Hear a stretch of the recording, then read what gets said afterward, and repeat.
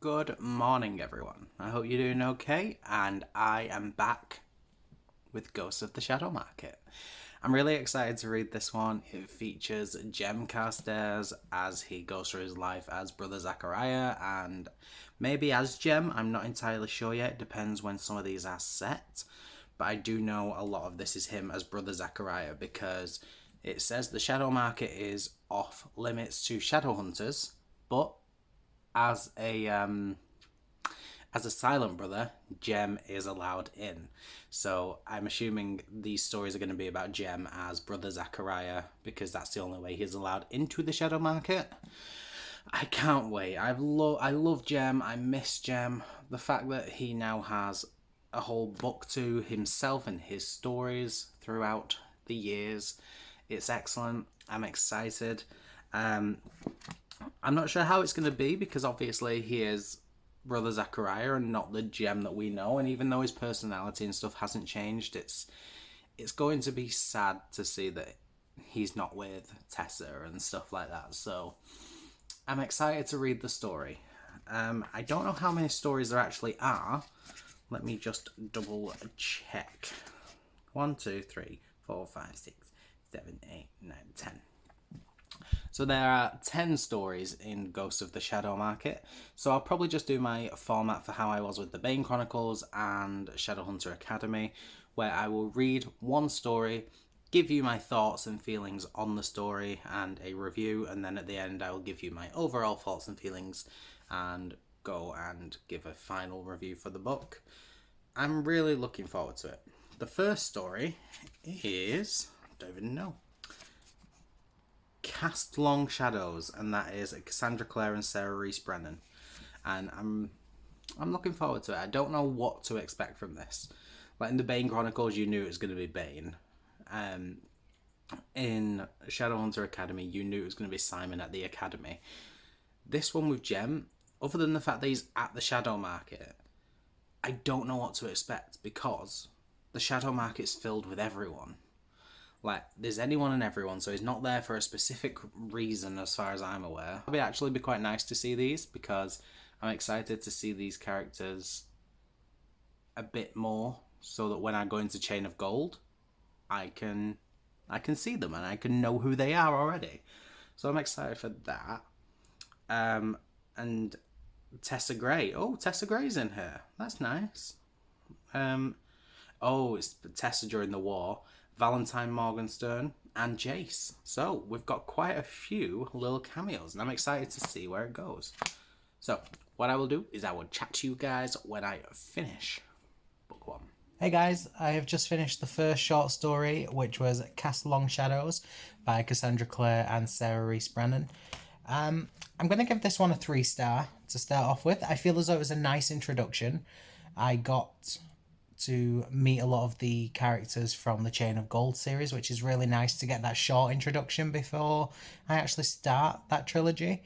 I know that I've got a bit of an introduction to them before. I saw an introduction to them in the Bane Chronicles. I got a bit more of an introduction to them in Shadowhunter Academy, and now they're in here. So that's nice because I feel as though when I go into Chain of Gold, I will know some of these characters already, so it'll be a lot easier for me to transition into a new trilogy, and I really love that idea. So I'm really excited for that. I really enjoyed it. It really packed an emotional punch. It was really dark. Like, Matthew poisoning Charlotte and causing the death of their unborn baby. Like that is some dark shiz. And I didn't expect it to go there. But it did. And yeah, I'm completely shooketh by that. But I really enjoyed it. I liked seeing this little glimpse of what Matthew was like because I saw him in Shadowhunter Academy and I was not his biggest fan. So it's kind of nice seeing him now a bit later on. I think it might be 2 years later. So it's interesting and I do like that. But it's very dark seeing that he is like this and he ended up poisoning his mother and killing his sibling, and then Jem asked him to confess to his parents because he said keeping that secret will burden you. It'll be horrible. And he was just very cold about it and was like, I don't know what you're talking about, to try and protect himself. And it was interesting. I thought it was very interesting. The reason it's only getting a 3 stars is because I felt as though once you hit like a halfway point, it got interesting. But the first half was very slow, and first time meeting these characters, you had to take a bit of time, so I knew who was who. So once I took all of that into consideration, a 3-star seemed appropriate. Now I'm very excited to move on to the second story, which is Every Exquisite Thing by Cassandra Clare and Maureen Johnson. But I'm excited. So I'll carry on, and I will chat to you guys when I finished the second story. Ruby Rose making an appearance in the Shadowhunter book. Hey guys, I have just got to the end of my second story, which is Every Exquisite Thing by Cassandra Clare and another author. Never check. By Cassandra Clare and Maureen Johnson. Now, this second story followed Anna Lightwood, and it kind of gave us a bit of background information on her, which I think it's nice to do that. I feel as though I've not gotten to know any of the Chain of Gold characters yet because I haven't read Chain of Gold. But my issue is I haven't read Chain of Gold. So whilst this is positive because I'm getting to know them, because I don't know them already, I'm just a bit like, I would rather start the book with characters I do know and then move on to Chain of Gold afterwards, if that makes sense. Just because I feel as though if I start a story with like the Mortal Instruments or the Infernal Devices, it's familiar, I can get into it, and then once I'm in the flow, introduce me to these new people. Whereas the first story was all about Matthew Fairchild, who is a Chain of Gold character, and then this one was all about Anna Lightwood, who is a Chain of Gold character, and I'm like, so I've got to get through these stories, which are very long. They're literally like 40, like the last one was about 60 pages for the chapter. I'm like, so it's very long, and it's about a character I've never met, so I have to learn somebody new. So it was quite difficult. Overall, I'm going to give this story a 2-star, because I feel as though I enjoyed where it was going, but I did have issues with it, and I will explain. One of the main issues I had with Every Exquisite Thing was the fact that Anna Lightwood, if you don't know, it's hard because there will be spoilers for Chain of Gold, despite the fact there are not spoilers for Chain of Gold, because I've not read Chain of Gold. But this book reveals that Anna Lightwood is gay, and the book told us too much. Like, I counted, there were 7 pages, literally 7 continuous pages, like, just guessing here, from like page 80 to 87. So it was very much continuous pages where it mentioned on every single page that she liked girls. And I was like, you've told me, I am very aware, you don't have to keep telling me. Because if you over-explain it and you over-remind us, that's going to get annoying. And I did find that. All I needed to be told was on page 1 or page 2 or whatever that Anna liked girls. And I was like, cool, awesome. At least I know where this story's going. Because the story then proceeded to go on about her relationship with the first girl she fell for. And I was like, great. But when it then carried on and was like, and she likes girls. Oh, and Anna likes girls. And she dresses in boys' clothes, and Anna likes girls. Oh, and she dresses in boys' clothes. I'm like, tell me once more, because I don't think I got it.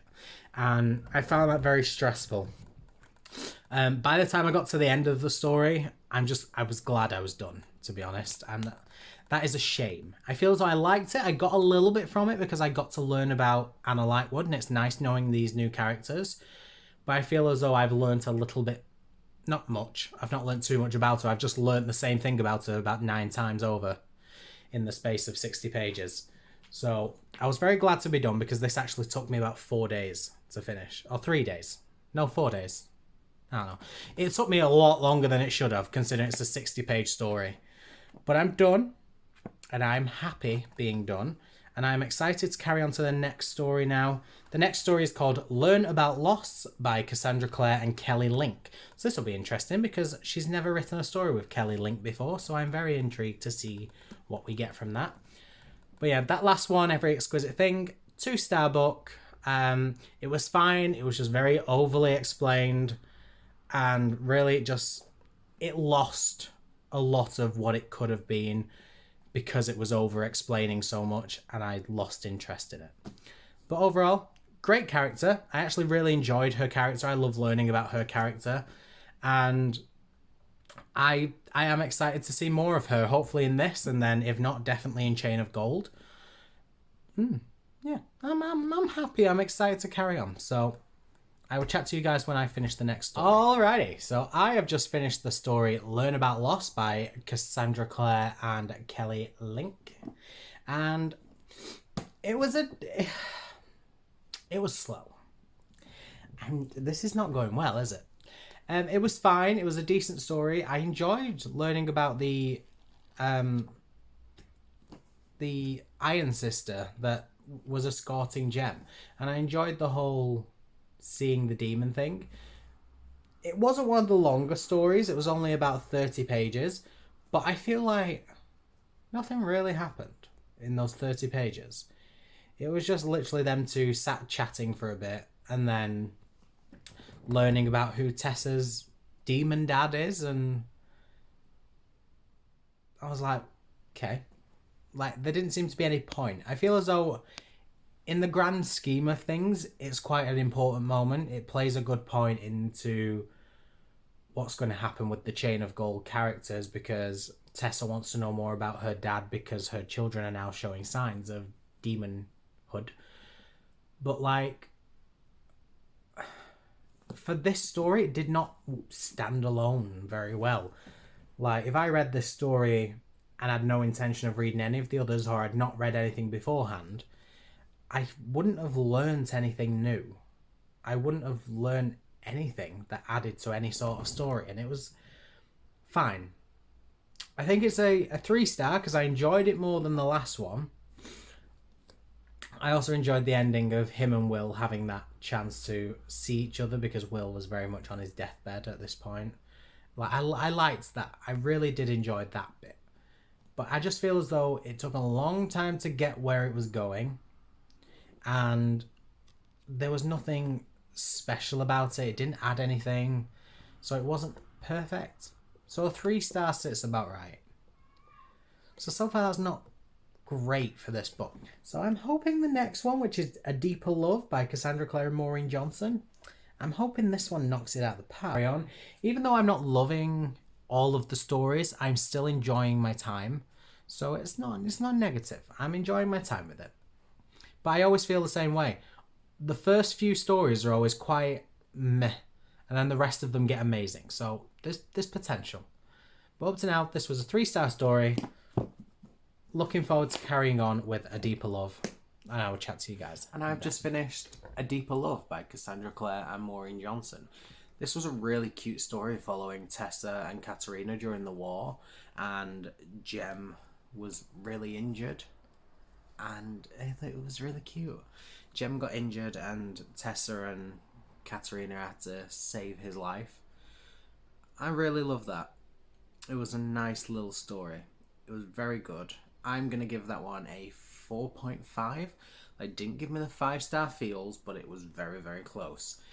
It was a great continuation of the Jem and Tessa story. It was nice seeing Tessa and, all of them really, just throughout the war, throughout a human experience. It's nice seeing the Shadowhunters in a human context and in a situation. Because one of the things I said, I think it might have been during the Bane Chronicles, was how I found it really interesting on how warlocks and other supernatural beings that were alive for that long experience things such as the war or such as big events that happened in human history. How did they respond? And seeing how Tessa responded, and Katerina, by being doctors and nurses throughout the war to save people, I thought that was a really nice introduction. It really added an extra layer to what these characters are like and what they've been through and things like that. It was just really cute. It was also nice seeing that it was set after Will's death and Tessa was grieving and Jem was grieving in his own sense and keeping away from Tessa because they both know that they can't be together, but they both still love each other, and it was great. It's really put me, this entire story in general, but that story in particular has put me on an Infernal Devices kick. I want to reread them because obviously all of them have featured Jem. Every story I've read so far has featured Jem because this is a Jem story. But it's really made me want to reread the Infernal Devices. And I do like that. But that was a 4.5. I really, really enjoyed it. I've just realised there's a few long ones in here. The next one, which is called The Wicked Ones by Cassandra Clare and Robin Wasserman, is about 70 pages. And then I know there's one that's 120 pages. But overall, great story, and I will chat to you guys when I finish the next one. So I've just finished The Wicked Ones by Cassandra Clare and Robin Wasserman. That was a very interesting story because we got to see more of the circle. That is something I've said in all of these short story collections, is I loved seeing all of these stories with the circle because I like knowing more about them. They were just very briefly mentioned in all of the Mortal Instruments and things like that. Despite the fact it was important, it's in the past, we don't like to talk about it. But I've always wanted to know more. And we got to see some of that in the Shadowhunter Academy. We got to see some in the Bane Chronicles. And now we got to see a sense of it here with how Jace's parents got together. And we got to really see that and how that entire scenario was manipulated, and that was really fun to see. I really enjoyed that story, as well as following Jem trying to find the lost Herondale, because then we got to see Jem meet Kit's parents, so it was just a nice little throwback to all of this information we knew, and we got to actually see it rather than just hear about it. So it was good, that one. I feel as though it was quite long. I think that was definitely a 5-star though, despite the length. I think I'm just not in the biggest reading mood, which is why I think it's taken me a long time. But it was a really good story and I really enjoyed it. Now, the next story is Son of the Dawn by Cassandra Clare and Sarah Rees Brennan. And that is the last one before the big one. I'm really looking forward to finding out what the next ones are about. So I will catch up with you guys when I finish that one. So I've just finished Son of the Dawn by Cassandra Clare and Sarah Rees Brennan. This story was told from the perspective of Jem and Isabel Lightwood. So it was kind of a dual perspective kind of thing. Jem's story followed Raphael coming to him for help because there was an order of Yingfeng coming into New York. Yingfeng is the drug that Jem was addicted to when he was a shadow hunter, and he wanted Jem's help to stop it. And I thought that was a really good story because it was lovely seeing Raphael. Absolutely love I love him with a passion, and I love seeing him with Jem. It was quite nice to do that because you got to see more of that character, you got to see their relationship, and I found that very interesting. And then the story with the Lightwoods. This was when the Lightwoods found out that Jace existed and he needed a home. So you got to see Alec and Isabel meeting Jace for the very first time, which was so cute. You got to see all of that meeting, which added so much to the story for me. You got to see Jace for the first time as he was christened Jonathan and then turned to Jace. You got to see how Valentine had changed him and treated him and how he acted as a result of that. You got to see how it was created with him and Alec. You got to see that development of a relationship between him reminding Jem about how much he cared for Will. There was so much. That one was an absolutely terrific story, a 5-star read. I was in love with it. I'm going to carry on tomorrow with the next story, which is the long one. That's the one I'm not looking forward to, and that is The Land I Lost by Cassandra Clare and Sarah Rees Brennan. Yeah, not not looking forward to it, I'm going to be honest. 120 pages, but I can do it. And I'm very excited to.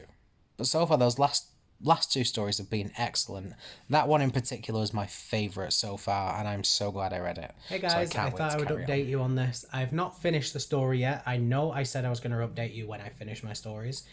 However, this current story is 120 pages. I'm now halfway through it, so I thought I'd give you an update because really, that is the length of a full story, and I want to discuss all of my thoughts, and I think because it's so long, I might forget some of them. So far, this has been a story of Jem and Tessa needing to get into a shadow market, but the queen of the shadow market would not allow any entrance for any shadow hunters, apart from one, which is Alec Lightwood. So Alec has gone with Lily Chen, who is the head of the vampire clan since Raphael died, and as gave them entry because he was allowed in and he said they should be able to come in on my behalf. We also got to see how Raphael Lightwood Bane came to be.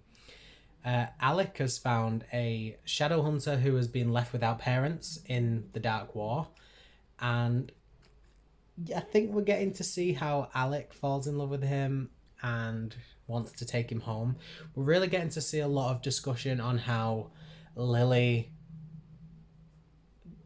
is dealing with life. I don't really know how to explain it, but since Raphael died, Lily has had to deal with life in certain ways, and we're now seeing how she's had to do that. She was in love with Raphael, and it's nice seeing this human side to the vampires and how it affected her losing him, because obviously she cared so much for him.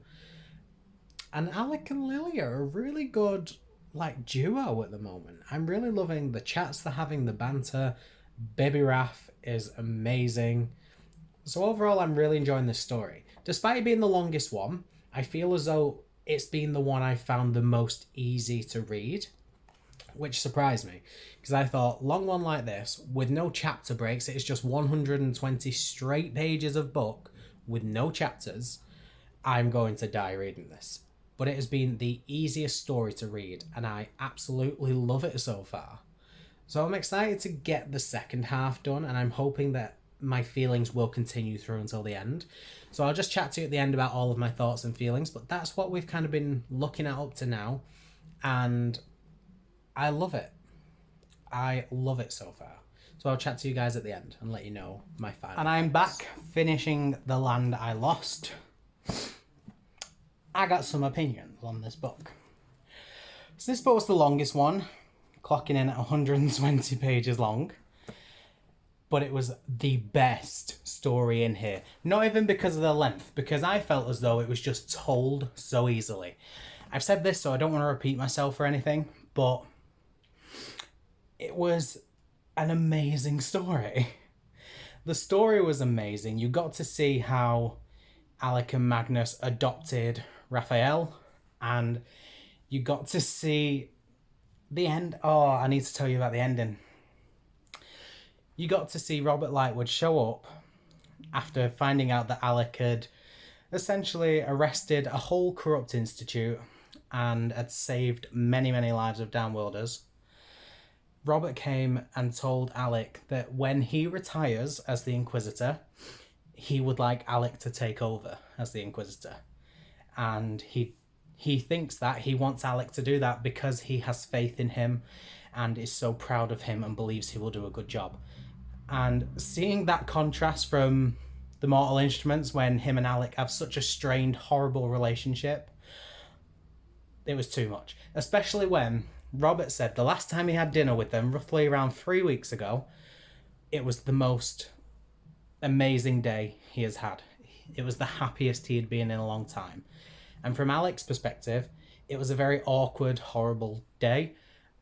And Alec even said the fact that Robert would class that as one of his happiest days. It really moved Alec, and it really moved me. And I was like, you guys are building a relationship. And At the same time, it was also really beautiful but bittersweet because this was set before the Dark Artifices. And you know, if you've read them, which you should have if you're watching this one, Robert dies in the Dark Artifices. And it's not too far in the future. Like, I don't know when this is set, but it is set before the Dark Artifices. This is set in 2012. The Dark Artifices, I think, are 2016. So it was only 4 years later that he would die. And that was really upsetting because you got to see that relationship grow and you was so happy about it. And then it hits you that, oh, in the future, this is going to happen. And that was really hurtful. Lily is an amazing character. She is elite. That sarcasm, but she was so real. You got to see the emotions that she's spent so many years hiding.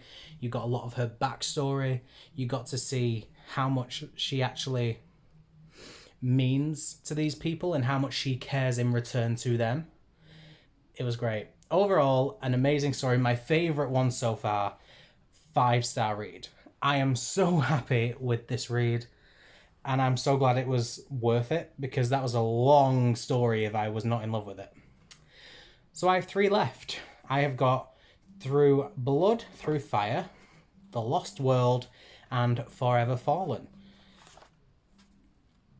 I don't know how I'm feeling. I'm excited. I'm going to start Through Blood, Through Fire now. I don't know what's going to come of that, but my plan is to start it now. Whether I'll finish it tonight, I don't know, because it is roughly around 50 pages long. It's possible, but these take me forever to get through. But I would like to get through that one, and then tomorrow I have The Lost World, which is clocking in about 40 pages, and then Forever Fallen, which is the last one, which clocks in roughly around 50 pages. So I think tomorrow will be very manageable if I can read Through Blood, Through Blood, Through Fire now. So I'm going to settle down, watch that, read that, not watch that, and it will be a nice evening. Woohoo! I'm really happy. That story has just given me something that I didn't know I needed, and it was that development of a relationship and that closure from Robert and Alec. And I didn't think I ever needed that, but I'm so glad that I got it. I also really love finding out where Raphael was coming from, because in the I think it was Queen of Air and Darkness. I don't know if he appeared before that. Oh yeah, he probably did. In the Dark Artifices as a whole, Alec and Magnus just showed up with another kid. And I was like, where the hell have you come from? And it was so weird. I was like, I need a bit of an explanation. And I thought maybe I'll get it in the Lost Book of the White. Because I thought the Red Scrolls of Magic is set after the Mortal Instruments. So I thought maybe we'll get it in one of those books. Red Scrolls, Lost Book of White. But we got it here. And I'm glad that I finally found out. So I'm going to move on to the next one. I will update you guys when I've finished and let you know my thoughts. Chat to you soon. So I've just finished the next book, which is Through Blood, Through Fire.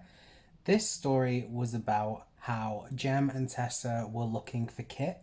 It is established during the first book of the Dark Artifices, Lady Midnight, that Jem and Tessa have been hunting for the lost Herondale, and at the end of that book, they find him. And this was basically that story from their perspective. And I thought that that added so much to that story because you got to see them trying to look for Kit's mother, who is the Herondale before Kit, and how they didn't manage to save her life and how she died before they could save her. But they promised her they would find her son and take care of him. And it's about them looking for Kit and how they managed to do that.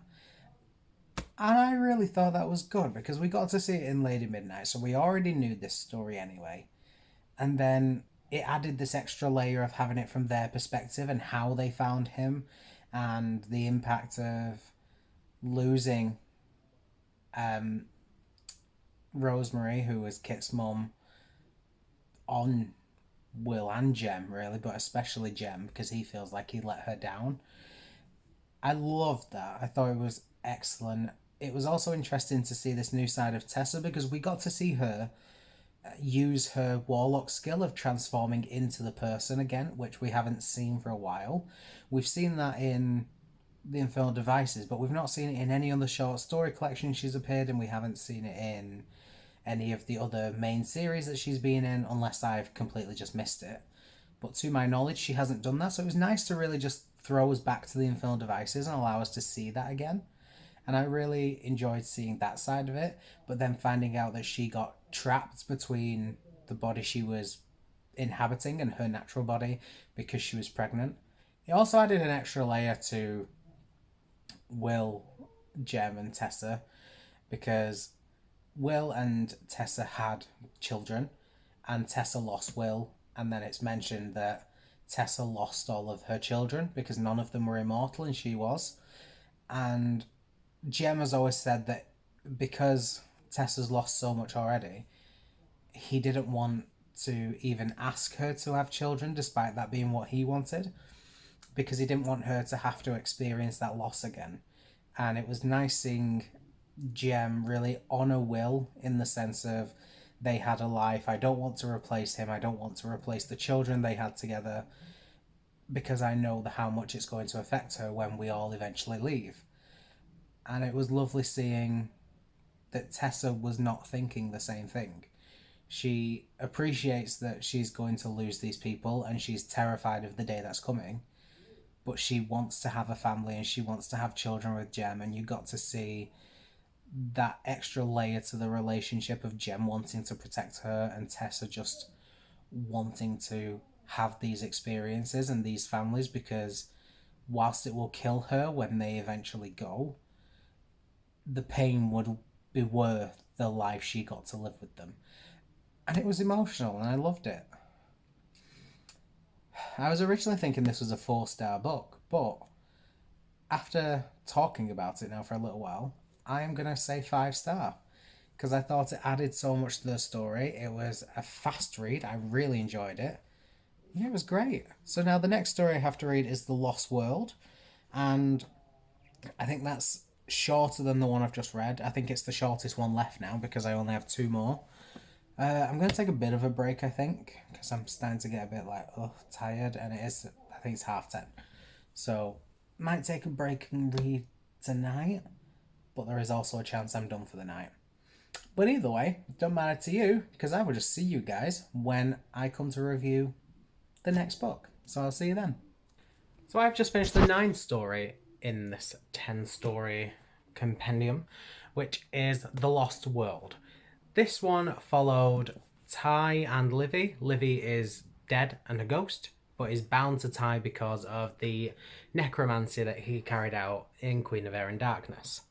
So obviously, I had a few complaints in Queen of Air and Darkness that the Ty and Livy storyline seemed unnecessary. I said maybe it's going to come into play in the Wicked Powers, which is the next series after the Chain of Gold series, and it will be the final series of the Shadowhunter world, but it will focus on Kit, Ty, and Drusilla. So I thought maybe Livy's presence would matter more then. We got to see more of it, and I thought the story was absolutely fine. It was very much learning. I think it was very much a setup for the Wicked Powers. You got to see Tessa giving birth. We got to see how Ty is at the Scholar Manse now and how he's dealing with Livy as a ghost, as well as how Kit's living with Jem and Tessa, and how Kit and Ty are not together, and it's quite sad to see that. But it was very... It felt like it was being set up. It felt like it was introducing you to these characters a couple years later. Like, I don't think it was set too far in the future, but it was enough, and I wasn't crazy about it. Does it say 2013 it was set? So it was set a year after the Dark Artifice is finished. And I think the Wicked Powers takes place 5 years after, or 6 years after. So there's still definitely room there but it was only okay. I think this was a 3-star story because it felt like a setup. It didn't feel as though it was going to stand on its own as a story. Basically, Livy and Ty are just trying to see how bound Livy is to Ty and whether she can go great distances, stay away for a long time, and how that would impact them. And Livy does that, goes to Idris and finds out that Zara Dearborn and her cohort, who have been arrested, are planning their attack for when they are able to do so, which feels like setup. However, we do have one story left, and I don't really know what the story is, I'm going to be real with you.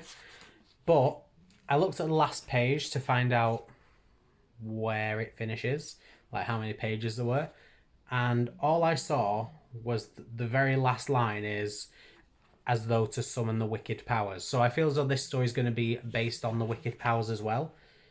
And it's set in New York 2013. So it's set the same year as the one I've just read. So maybe that storyline is going to happen now in the next short story as opposed to actually in the wicked powers.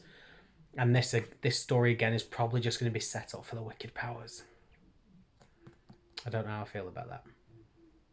But this story was 3-star because I feel as though it was just set up. There wasn't really any plot that intrigued me on its own. I was intrigued because I knew the characters already and I thought, I'm going to learn about these wicked powers, whatever they are, before that series comes out. So that's interesting. But in terms of actual plot, if I wasn't going to be reading the wicked powers, I didn't really get anything from this other than the fact that Tessa's in labour. I think that's literally the only side of this story that added to any plot. But I will chat to you guys when I finish the next story, which is the final story, and that is Forever Fallen. It's about 50 or 60 pages. I think it's 60 pages, actually. It's 60 pages, and then I'm done, so I'll be finishing this tonight. And I'm intrigued to know how it ends, and I'm intrigued to know what I've been rating this overall, because I've had some amazing stories, I've had some not great stories, and I've had definitely some middle of the road stories, so I think this is quite a varied book. It's definitely split my opinion. Hey guys, I'll chat to you guys when I've just finished the last story, which is Forever Fallen.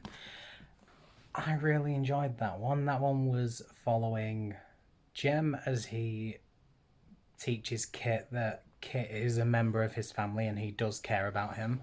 And it also follows Thul's version of Jace, who wants to be now known as Janice because he doesn't want to get confused with Jace, and him coming into this world. And I think, again, it was pretty much a setup for what's going to happen in the Wicked Powers, because I have a feeling the Dearborn stuff is all going to happen in the Wicked Powers. I have a feeling this Janice and Ash thing is going to be a massive player in the Wicked Powers. So it was a nice little setup for that, but I feel as though it added to the story because not only was it a setup, it really explored Janice's character and really looked at what he as Jace lost in Thule. He lost Alec and Isabel and Clary. He lost everyone he ever cared about. And then coming into this world, he thought he'd be able to just kill this version of Jace and take his place.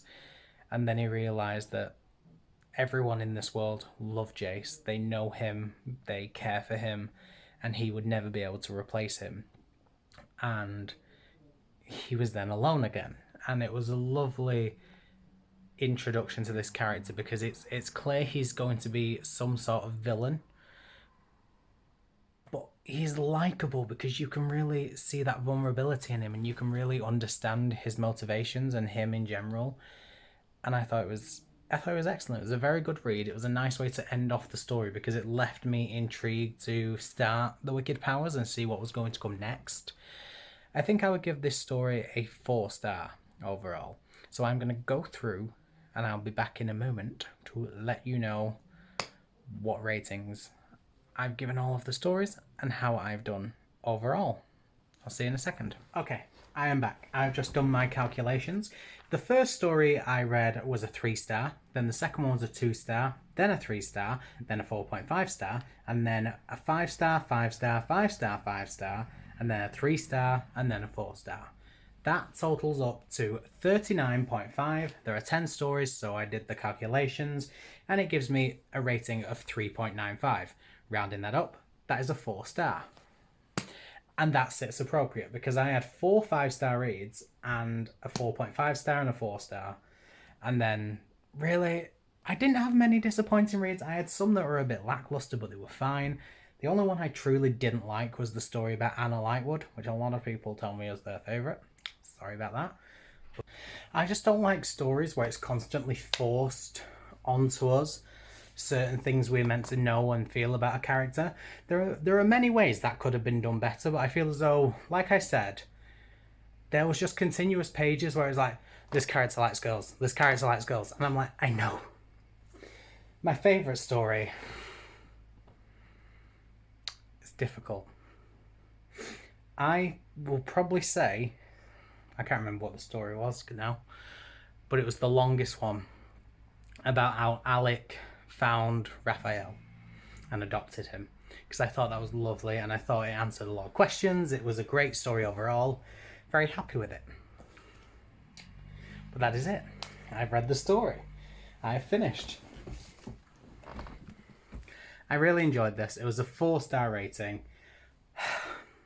but I am glad to be done because it is now the 7th of February. 7th of Feb, yeah. First book finished of the month. So that's a lot, but I'm very happy about it. So that is it from me. Thank you so much for watching. I really appreciate it. Have you read any stories in this? If so, let me know in the comments which one was your favourite. And until next time, guys, I will see you later. Bye.